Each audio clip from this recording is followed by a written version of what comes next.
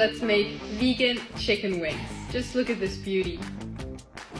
To a food processor, add firm tofu, vital wheat gluten, which is basically wheat protein, chickpea flour, optionally some miso paste, salt, and water to blend.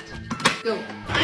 Transfer the dough to a working surface and shape it into wings. Cook them in veg stock for 15 minutes. For the marinade, combine soy sauce and oil, sweeten of your choice, finely minced garlic, I need it, your favorite chili paste for that heat, and our little spice mix. Thoroughly combine all ingredients. Time for the seitan, not za'atar. Fully coat it in there and let it marinate for a bit.